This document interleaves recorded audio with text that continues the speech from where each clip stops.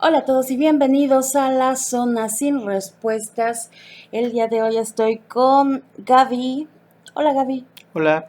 ¿Y qué creen? Es otra parte de mi familia, es mi hermano. ¿Por qué? Porque estamos encerrados, en cuarentenados por lo que está pasando. Ya saben, lávense bien, manténganse limpios. Me estoy refiriendo a sus manos y sus caras, pero si quieren lavarse otra cosa, muy su rollo. No salgan a la calle, chavos. No salgan, no salgan. Eh, Hoy vamos a hablar del famoso plot twist. ¿Qué es el plot twist, Gaby?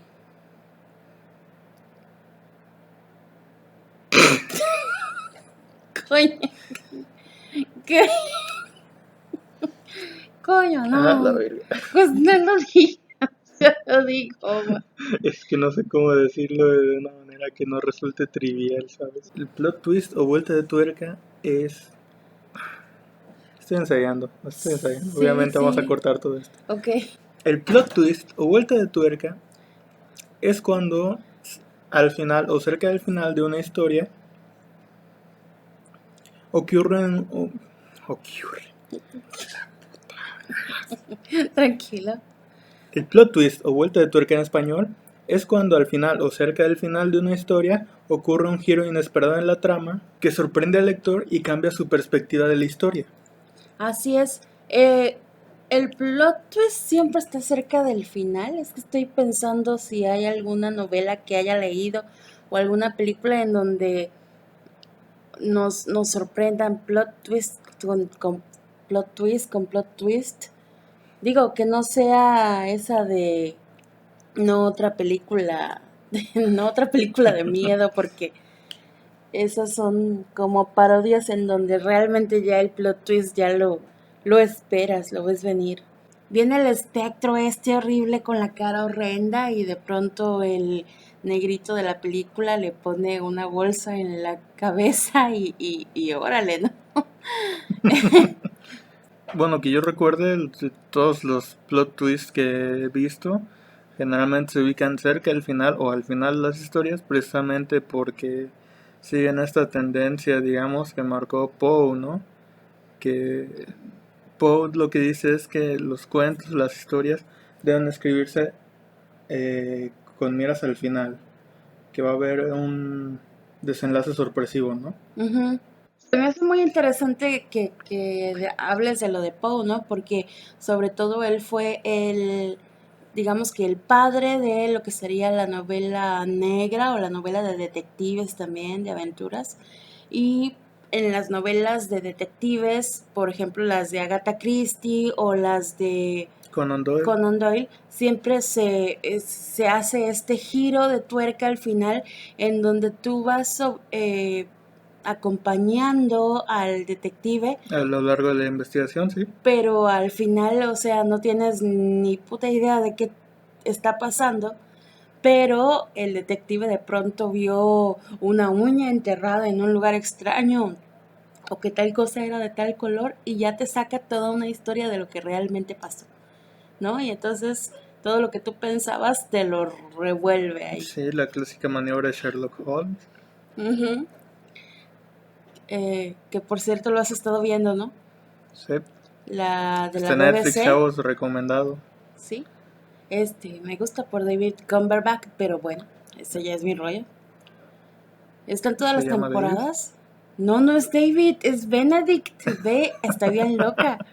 Pero bueno, Sí, eh, esta está la cuarta. No sé si haya más. que yo sepa no hay más. Dijeron que podían hacer más, pero como Benedict Cumberbatch ya se volvió superstar ahí de Doctor Strange y todo el rollo, ya quién sabe si regrese. Ojalá sí, porque se me hacía muy buena la historia. Había otra historia de... Más que la historia de la dinámica, ¿no? Ajá, había una historia americana de donde era Ah, donde Watson era mujer. un Watson mujer, ajá, que era la de Los Ángeles Elementary. de Charlie, ajá, Elementary, que se me hacía muy chafa, nunca me gustó realmente, es que la gringa lo que hace es que sigue el tipo de serie policial norteamericana, de tipo CSI o esos, ¿no? Que hay un caso y lo van resolviendo así. Y la inglesa no, la inglesa te hacen como que zoom al personaje específicamente de Sherlock y Todos sus marometas mentales, sí, todas sus deducciones, todas sus inducciones, problemáticas y todas sus loqueras. abducciones, de hecho. Y además ahí fue la primera vez que yo escuché el término de castillo mental, bueno, de Palacio. Sí, palacio mental, eso. sí. Sí, que está muy chingona la idea, no me ha pasado, pero bueno. Ni a mí. O bueno, sí, pero no tan visualmente. El caso, por lo que sacaba estas historias de detectives, era porque hace poco di una clase de narradores en el curso de literatura creativa que doy. Wow, ¿puedes darnos más detalles? Ah, no.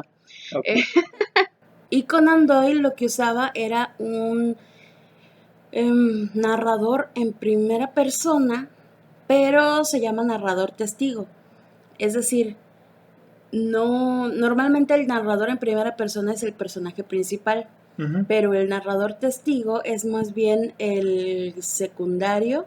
Alguien que presencia las acciones del personaje principal a lo largo de la Exactamente, y historia. en este caso es Watson, Watson, que es el que que justo es el que escribe. se supone que redacta todas Ujú. las historias de Sherlock. Así es, y en esta serie que tú estás viendo, la subió en un Escribe blog, el ¿no? blog, sí, Sí. sí. Entonces, este es el narrador testigo. ¿Para qué nos sirve el narrador testigo? Pues claramente porque no estás en la mente del Personaje principal. investigador y entonces no puedes unir todas las piezas que está uniendo el eh, pro- personaje principal. Cosa que no pasa en una serie, por ejemplo, esto pasa solamente en el texto, porque en la serie literalmente te ponen a Sherlock hablando a toda velocidad y diciéndote todas las conjeturas que está haciendo. Pero sí, en los libros sí es el narrador testigo. Y esa es una forma de que pues de destantear al lector, ¿no? Ahora, la forma de destantear al lector también entra con la tercera persona y uno se piensa que no es posible porque el narrador en tercera persona sabe todo, lo ve todo y entonces por ende el lector también lo sabe todo. Pero no es así porque en tercera persona pues también se dividen en varios los narradores. Uno es el omnisciente, que es ese que sabe Sí, es el absolutamente todo. clásico, el que te dice la historia tal y como fue. Ajá. Fidedigno, no hay más. Pero el equisciente va siguiendo solamente a una persona. Y entonces tú ves todo a través, aunque sea un narrador en tercera persona que esté fuera de la historia, tú lo vas viendo todo con el tamiz de la persona a la que vas siguiendo. Normalmente también va siguiendo al Ujú. protagonista. Y está, por ejemplo, este libro de Shirley Jackson, La maldición de Hill House, del que sacaron una serie que también está en Netflix y la recomiendo, pero que pero que no tiene nada que ver con el libro, así que también recomiendo que lean el libro. Tiene sentido. Sí, no, no tiene nada que ver con el libro, nada más agarraron como que la idea de la casa embrujada y los nombres de los participantes y hicieron ahí otro relato muy loco. La protagonista de La maldición de Hill House se llama Nell y ella es a la que va siguiendo el narrador equisciente, este narrador que tiene la visión limitada. Y entonces no sabemos, Nell tiene muchos problemas mentales y no acabamos de entender si lo que está pasando realmente está pasando o Nell ya está muy muy Muy loquita. loca. Ujú. Sí, entonces está bastante interesante también poder verlo desde este punto de vista, porque te destantean en el momento en que es un narrador en tercera persona, tú crees que lo sabes todo y de pronto te vas dando cuenta de que no, de que, de que hay cosas ocurriendo que a ciertos personajes las pasan por alto y después te enteras, pero durante la interacción con otros, ¿no?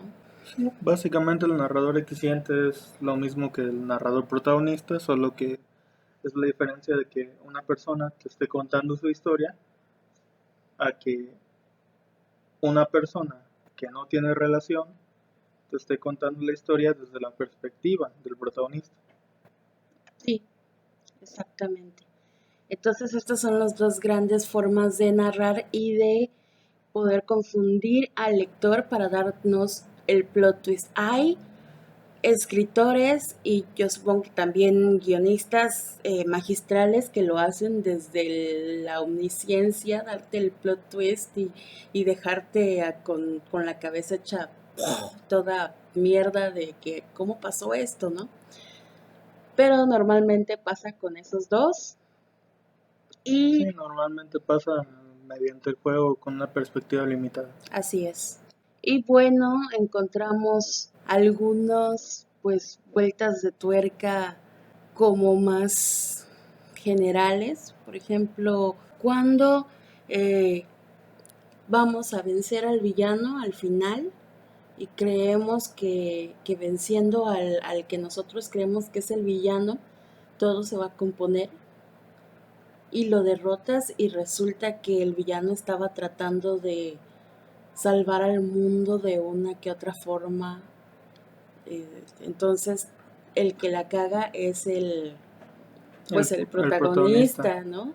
Y no, a lo mejor nosotros nos pudimos haber dado cuenta si hubiéramos visto tal o cual cosa, pero como solo vamos siguiendo al protagonista y sus amigos y todas las cosas que ellos van malinterpretando, nosotros también las malinterpretamos, entonces acabamos con el mundo, ¿no? Un ejemplo que se me ocurre es el de... Ah, se me acaba de ir el nombre. Es el Capitán Harlock, la película de Capitán Harlock, en donde... Ay, espérense que están pasando carros. Porque bendito Veracruz, pasan carros y yo vivo a ras de una calle muy concurrida.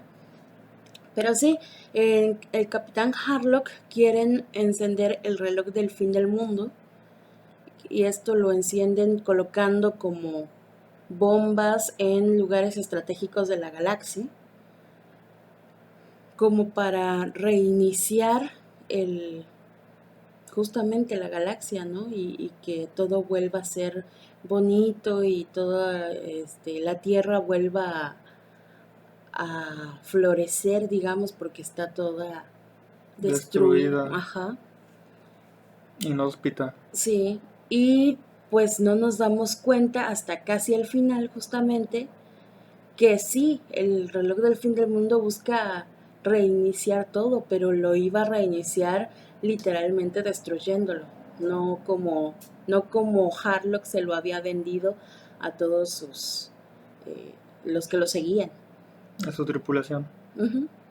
Bueno, también está el de Star Wars, que en Star Wars lo que pasa es que al final el malvado, bueno, por cierto, esto va a tener como una alerta de spoilers porque estamos hablando Star de, Wars es viejísima, vamos. pero estamos hablando de plot twist y estamos hablando de hacia el final o el final de varias cosas, entonces Sí, sí en le voy a general van a poner, haber spoilers, así sí, que cuidado, quedan pero advertidos. así es. Pero sí, entonces el malo malo no era el papá de Luke, que no les voy a decir quién es, pero it's obvious. Eh, Sino que el malvado era el emperador Palpatine, porque sí, tenía la fuerza no, ¿cómo se llama? El lado oscuro de la fuerza tenía subyugado a Darth Vader, pero Palpatine fue el que prácticamente provocó todo esto. Y además, si les gusta ver estas cosas de Franco Escamilla, tienen una cosa que se llama Sígueme el viaje o algo así, un nuevo programa en donde el primer capítulo te explican la teoría de que la mamá de Luke, ¿cómo se llama? La reina Amidala, realmente era secuaz de Palpatine y todo lo hicieron desde el principio para guiar a Anakin al lado oscuro. La verdad está muy chévere esa versión de la historia. Si están oyendo muchos ruidos y muchas cosas así, es por culpa de mi grabadora, porque se fue al traste mi celular. Estamos aquí con muy poca luz y entonces no puedo cargarlo, pero pues igual aquí estamos grabando, sí. Un ejemplo que se me ocurre de esto es, por ejemplo, en la saga del Legacy of Kain, en el juego que se llama Soul River, tú utilizas, bueno, el protagonista del juego, Raziel, Ujú. un vampiro teniente del rey vampiro Cain, que fue arrojado a un lago por evolucionar, digamos, antes que su rey. Al vato le salieron alas y pues el tipo estaba orgulloso, dijo, no chingues, me logré adelantar a mi rey, Soy el más esto chingón de la significa que soy el pradera. elegido. Uh, Y fue a enseñarle al rey. Y el rey dijo, arrójenlo al agua. Para el caso, estos vampiros, el agua los quema como ácido. ujú. Y ya estuvo ahí, ¿qué? Como 1500 años pudriéndose en el fondo del lago. Típico. Hasta que un dios antiguo que estaba a cargo del ciclo de la vida y la muerte lo revivió para matar a los vampiros y regresar a sus almas al ciclo, a la rueda de la vida, ¿no? Ujú. Y todo el primer juego consiste en intentar encontrar y derrotar a Cain, pero en los juegos que siguen de la misma saga, Raziel se da cuenta de que en realidad lo que Cain hacía era precisamente luchar contra este dios que básicamente controlaba el destino de todos los seres vivos y los quería tener subyugados a su voluntad. Ujú. Y se da cuenta de que él fue un instrumento de ese dios entonces. Precisamente. Eso está chido. Ahí las vueltas de tuerca, como por ejemplo las típicas de Resident Evil, ¿no? Ah, que eres un güey que trabaja por Umbrella, ¿no? Se supone. Ajá, trabajas para Umbrella y ups, Umbrella es el epítome de todo mal en esos juegos. Sí, Y además contratas, ¿cómo se llaman? Mercenarios y juegas mercenarios y está bien chido. Pero bueno, eso no tiene que ver. Bueno, también un giro de tuerca que es bastante conocido, o creo que se usa bastante, es justamente hacia este fin del mundo, pero no terminando, o sea, no acabando con quien quiere arreglar todo, sino que al final tú que estás siguiendo al protagonista en su camino de buscar respuestas, en su camino de venganza, en su camino de lo que sea, te das cuenta de que él mismo es el que va a ocasionar todo lo, toda la destrucción, ¿no? Porque él es su camino es el que lleva a eso, porque va a guardar demasiado odio, va a guardar demasiado tal o cual, y no se va a detener al final. respecto a esto me viene a la mente la saga de juegos del God of War. Ujú. No el reboot que sacaron recientemente, sino los viejitos, los que tratan de los dioses griegos, porque precisamente el protagonista quiere vengarse de Ares, el dios de la guerra, por lo que le hizo su familia, y básicamente en su camino eh, De de venganza. venganza Ujú. va descubriendo cosas que lo llevan a más y más batallas y al final acaba asesinando a todos los dioses del Olimpo y como consecuencia las fuerzas de la naturaleza se desatan y destruyen el mundo, Sí. básicamente. Oye, Kratos siempre anda provocando el fin del mundo, ¿no? Tanto en la antigua como en la nueva. Pues la nueva no sé qué onda, no la he jugado ni he visto videos. Es que en la nueva, y ajá, spoiler, bueno, ya habíamos hablado de spoilers. Sí, ya, Es que en la nueva su hijo se llama Loki y todos los dioses ¿no se llama nórdicos, Atreus? sí, pero su nombre en nórdico es Loki y todos los Ah, dioses de allá quieren destruir Loki, ¿no? Acabar con él. Y pues obviamente su papá no lo va a dejar sí. morir. Y yo así de, no mames, no sabes lo que ocasiona tu hijo, el fin del mundo. Así Y pasa. si nada más se mataran entre ellos los pinches dioses, por mí no hay pedo, o sea, mátense, ¿no? Pero va a acabar con todo Midgard, además. y nada más van a quedar dos pinches vatos, un vato y una bata, y yo así de, no, si nosotros no provocamos ni una chingada, fueron los dioses con los gigantes y entre ellos, ¿por qué chingados Midgard es el campo de batalla? Explain that to me. Bueno, ni siquiera es el campo de batalla, pero igual va razón. Por cierto, plot twist de la mitología. Este, el super compañero de uno de los dioses más queridos acaba con el mundo en la mitología nórdica. Él no acaba con el mundo, pero ayuda. Ayuda bastante, o sea, mira de quién es papá, pero bueno. Sí, sí, está bien. Está, por ejemplo, la gran revelación. La gran revelación, ya habíamos hablado también de Star Wars, de Darth Vader, y la gran revelación ocurre cuando Luke está todo agarradito de un tubo y Darth Vader ahí enfrente de él y dijo, ¿cómo se llama el maestro, el primer maestro de Luke Skywalker? Obi-Wan. Anda, Obi-Wan no te dijo quién era tu padre. Y dice el otro, dijo lo suficiente, que tú lo mataste. Bueno, no habla tan gay, pero así. Pero sí. Pero casi. Sí. No, yo soy tu padre. Wow. Bueno, no, la risa no. Pero sí, ese es un giro de tuerca al final de, no sé si la tercera, más No, bien al la final cuarta. Ah, La cuarta, ¿no?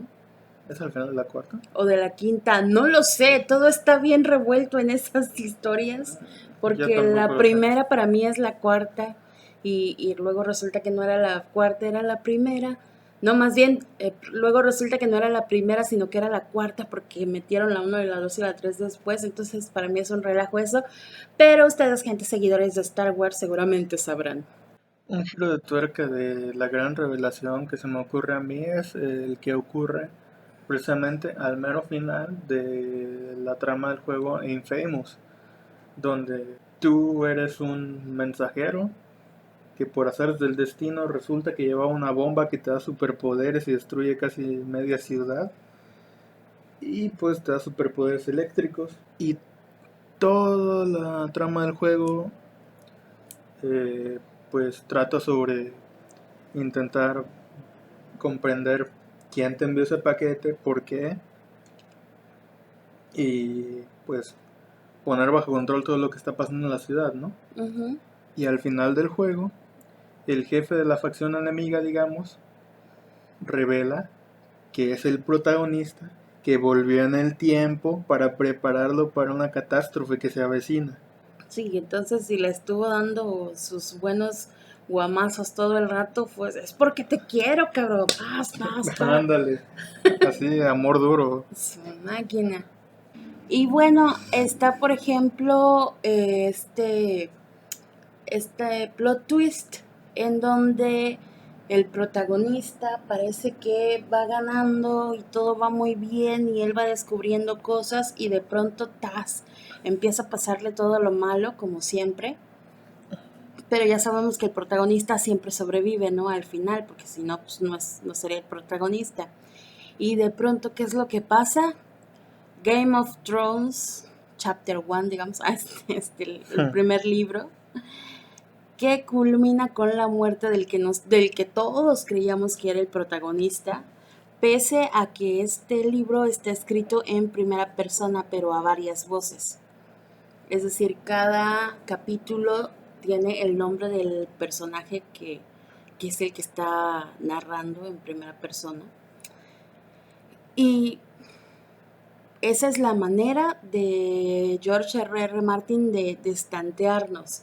Si es en primera persona, sí la narra el protagonista de cada episodio, pero son tantos protagonistas que no puedes ir siguiendo todos, ¿no? Y tienes que ir agarrando todos los pedazos que te da cada uno desde su punto de vista, que no alcanzas a desentrañar todo. Y aparte cada uno con el tamiz diferente de cada visión de personaje, ¿no? Sí, con todos sus respectivos prejuicios Ujú. Entonces, al final, pero este sí es súper spoiler porque es el final del primer libro, cuando crees que se va a salvar Ned Stark, el patriarca de la casa de los Wargos, pues resulta que no, que le dan crán, lo decapitan y, oh, giro tan extraño de la, de la historia. Qué otra de estas podría haber? Pues la boda roja Siguiendo con Juego de con Juego de Tronos. Tronos. Ay, no, la boda roja me acuerdo todavía y se siente feo, se siente feo. Y además, si ustedes la leyeron, estaban leyendo ahí literal la letra de la canción de las lluvias de Castamere y luego una pequeña descripción de cómo iban asesinando a todos y luego la letra y luego la descripción y algo así de ¡ah! Muy bien adaptada, por cierto, también si vieron la serie. Y hablando de esto de la boda roja, eh, algo que leí hace un tiempo, bueno, no sé si conozcas la saga de juegos de Fire Emblem, Ujú. resulta que el que muchas personas piensan que es el primero, porque es el primero que llegó ¿América? a América, en realidad es el sexto de toda la saga, Ujú, porque todos los anteriores solo salieron en Japón. Y hay uno, el tercero, que se llama Genealogía de la Guerra Santa, ujú, en donde controlas a un noble que quiere venganza por su padre, algo así. No recuerdo muy bien la trama, ujú. pero el chiste es que cuando llegas más o menos a la mitad del juego, parece que este tipo ya obtuvo todas las victorias que necesitaba, ya estaba puesto para recuperar su trono, para casarse con la mujer que amaba y todas estas cosas, ¿no? Ujú. Entonces dan un gran banquete en su honor y se queman todos. Oh. Se queman todos y empieza la segunda mitad del juego, que es con con los herederos de los personajes Ok. principales. No hubo sobrevivientes ahí. Se supone que hubo algunos, pero la mayoría valió gorro, incluido el protagonista. Ya. ¿Y crees que fue como inspiración? ¿O No al creo. revés? Pues Porque, no sé de qué año no es. sé, Juego de Tronos tiene como 13 años, no sé. 13 años. No sé, ya tiene bastante. Te estaría mintiendo si te dijera que sí. Es de antes del 2000. Ya. Sí, sí. Pues entonces no sé, han de ser más o menos contemporáneos, pero no creo que hubiera Ajá, acercamiento. contaminación mutua, porque pues una cosa estaba en Japón Sí, sí, sí. Sí. y no fue traducida hasta mucho después. Ok, ok. Sí, pero esa idea de que estás en un lugar seguro, en un momento seguro, y justo cuando ya te sientes que todo está chingón, te la cambien, Ujú. te rompan la madre, por decirlo de alguna manera muy fea, pero no se me ocurre otra. Este, Pues, está cabrón. pues de una manera menos rebuscada, pero creo que muchas películas de horror hacen lo mismo, ¿no? Sí, Mantienen una atmósfera de tensión a lo largo de la historia, pero justamente se guardan lo peor para un momento en que parece que los personajes están a salvo. y qué chingón que metas películas de terror, Sí, sí, yo porque sé que es tu mero mole, date. no, pues me acuerdo, por ejemplo, de esta que se llama High Tension, Alta Tensión, Haute Tension se llama, creo, porque es francesa, no sé. Mm, Que es una peli de horror sí, francesa y está está bien. buenísima y tiene una versión gringa que no me gusta tanto. Pero pues sí, la película se supone que dos amigas se van a pasar pues unas vacaciones, unos días a casa de una de ellas y en la noche entra un tipo, asesina a toda la familia y pues casualmente la amiga logra esconderse y el tipo se lleva, o ahora sí que se lleva secuestrada a la amiga que vivía en la casa. Y entonces lo que va a estar pasando es que la amiga va a ir siguiendo al tipo que tiene secuestrada a su otra amiga, pero siempre va a llegar tarde. Siempre va a llegar tarde, de tal manera que cuando ella llega a una, pues como una tiendita, todos están muertos y la policía llega y cree que es ella, ¿no? Y así, entonces, siempre va a llegar tarde, un paso después del vato. Cuando al fin encuentra a la amiga y le dice, sal, corre, la bata, la otra chica no quiere que se le acerque y le da miedo y sale corriendo de ella. Y entonces a esta chica protagonista como que se le revela que realmente fue ella la que mató a los padres de la otra y fue ella la que secuestró a su amiga y fue ella la que mató a todo mundo en la tienda y en otros lugares y por eso pues estaba grabado, ¿no? Por eso le estaban siguiendo a ella, ¿no? Y todo eso y por eso su amiga cuando esta llegó y la quiso liberar, dice que la salió huyendo de ella. Entonces, el enemigo siempre fue el, eh, el antagonista, siempre fue la protagonista de la historia. Ya. Y entonces, eso se me hace un plot twist de primera calidad. Y de hecho, yo se los estoy contando muy por encimita. Si tienen la oportunidad de ver Alta Tensión, la original, por favor véanla porque está buenísima. Esa película es de las pocas películas de terror que hay buenas, porque la verdad la mayoría son como puro susto fácil.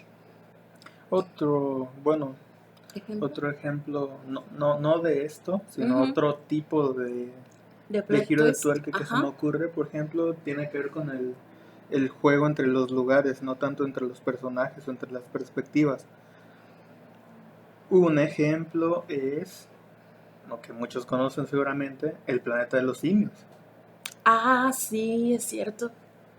El planeta de los simios, donde parece que los humanos llegaron a un mundo que está poblado por simios inteligentes, Ujú. que seguramente son extraterrestres, ¿no? Porque parece que es otro planeta, pero al final se ve a lo lejos la Estatua de la Libertad, ¿no? Y Sí, se da cuenta uno que en realidad siempre fue la Tierra, pero mucho tiempo en el futuro. sí, Charlton Heston, que es el protagonista, y dice, You blew it, así lo arruinaron, ¿no? Y grita.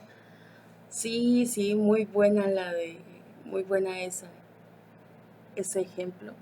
Ni sé qué estoy diciendo, me atonté porque mi gatito hermoso se fue a acostar en la silla y se ve bien bonito. Ustedes disculpen. Cat Lover al final. Hay otra novela, hay una novela que justamente recibe el nombre de esta idea del plot twist. Se llama Otra Vuelta de Tuerca, es de Henry James.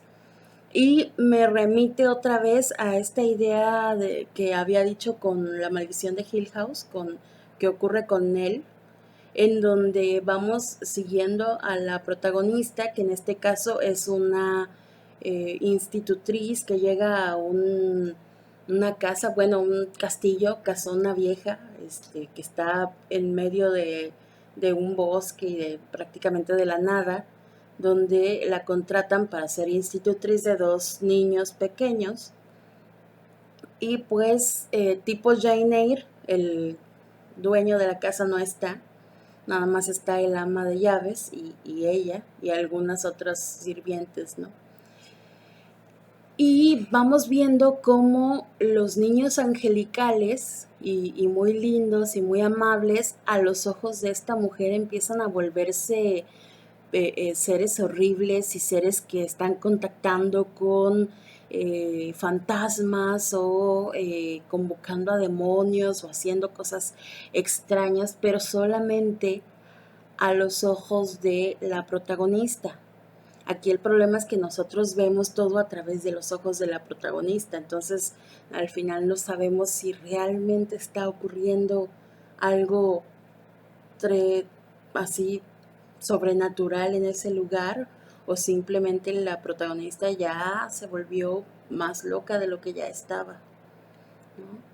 Y es un muy, muy, muy buen libro, de verdad, súper recomendado, Otra Vuelta de Tuerca de Henry James, que justamente, como les digo, recibe el nombre de esta idea del plot twist que tiene.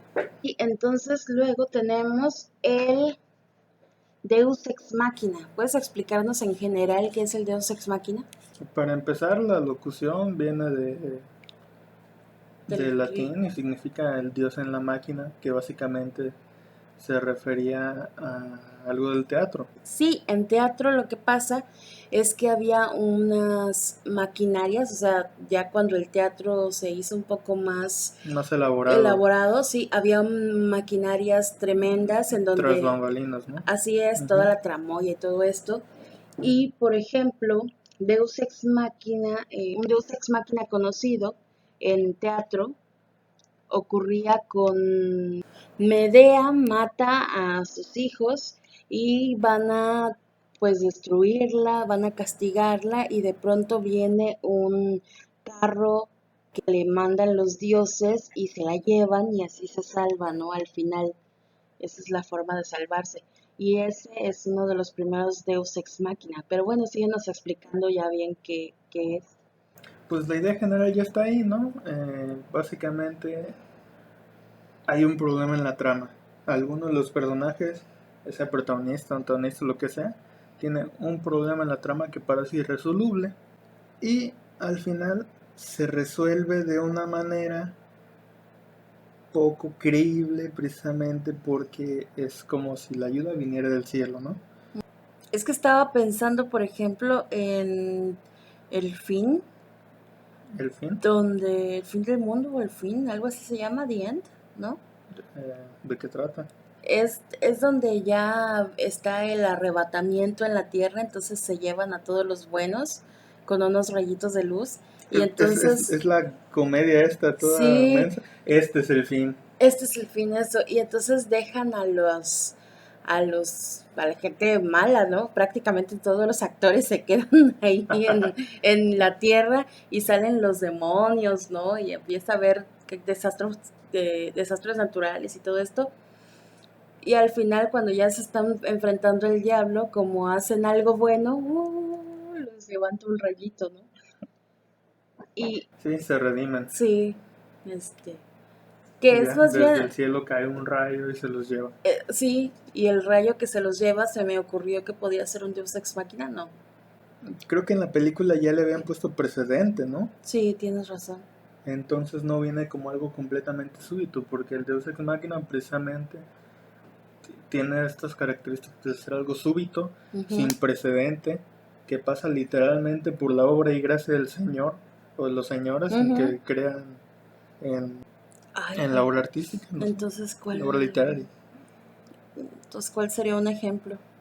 Pues por ejemplo en Harry Potter, en, no sé si ocurre igual en los libros, porque yo solo vi las películas, pero Ujú. en la película, eh, spoiler alert de nuevo, ¿no? Ay, Ya que ay, ya está de ya, más, pero bueno. sí.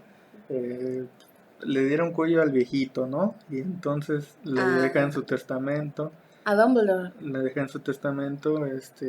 La Snitch artefactitos dorada, ¿no? a cada uno Y de los tres protagonistas. la cosa que come Y, luz ajá, la cosa que come luz se la queda Ron y los cuentos de vida del y bardo. resulta que de alguna manera Ajá, cuando se perdió ayuda a que encuentre el camino de regreso con sus amigos, ¿no? sí, Aunque súper random el sí, asunto. súper aleatorio. Es Ya, como que ya. solo está una excusa, es como una excusa. Ujú. Por ejemplo, se me ocurre en Doctor Who, eh, ¿No? siempre que están a punto de ya valer totalmente queso, él y su acompañante o sus acompañantes en turno, casualmente la TARDIS aparece, ¿no? Varias veces la TARDIS Ah, aparece sí. por sí misma para rescatarlos. Y es como, o sea, una herramienta bien random que la Sí, TARDIS sí. tenga voluntad propia y pueda hacer lo que sea y justamente llegue a tiempo para rescatar a todos.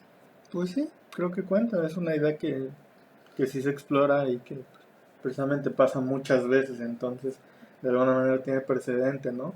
Sí. Pero sí recibe el mismo tratamiento, de que es como una excusa de los escritores para que la trama siga, porque de lo contrario pues se muere y ya no hay más. Esta idea del Deus Ex Machina también tiene que ver con el plot armor, ¿no? Ah, pues sí. Porque tienes que proteger a tu protagonista para que Son, siga la son historia. como excusas, diferentes tipos de excusas para continuar con la trama, ¿no? Ujú. Ah, mira, el Caperucita Roja.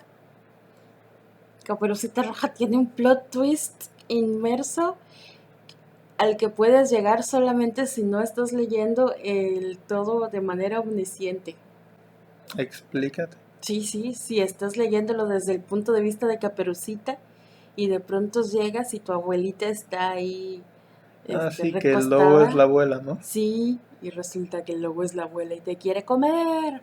Sí, sí. Y Se- dependiendo ya de la versión que leas, o Caperucita se escapa, o se la comen y el leñador saca a Caperucita y a la abuela del estómago, o realmente la abuela nunca regresa porque, como es normal, ya la digirió el otro, el otro tipo. Y el leñador pues es el Deus Ex Machina porque normalmente, sobre todo en las versiones donde se come a Caperucita también, pues llega de la nada. No hay quien le grite ni nada, ¿no? Entonces, sí, tiene sentido. Y hablando de Deus Ex Machina, con la excusa de que recientemente me eché un maratón de las 3 películas del Señor de los Anillos. que también están en Netflix. Sí, Se por nota eso que me las eché. tenemos Netflix.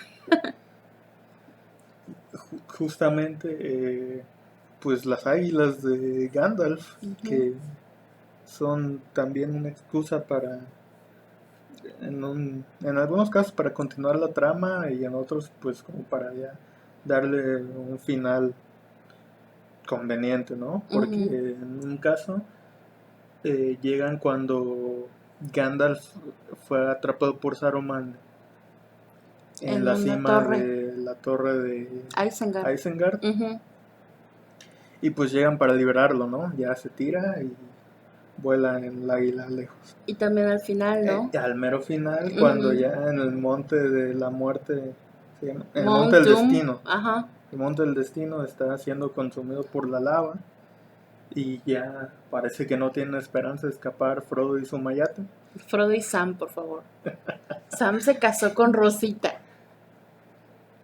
Porque los hobbits no tenían matrimonio gay. Ay, bueno.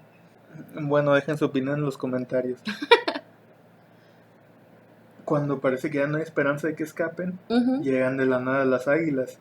Y antes de eso, en la batalla en la Puerta Negra, Ajá. también llegan de milagro a pelear con los Nazgûl.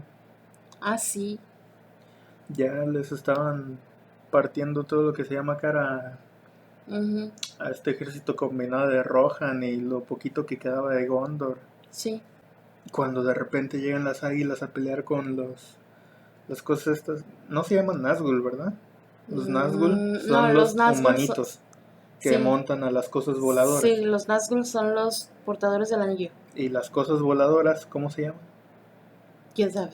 Ah, bueno, llegan las águilas a pelear con los Nazgûl y ya le dan esperanza a todos estos Ujú.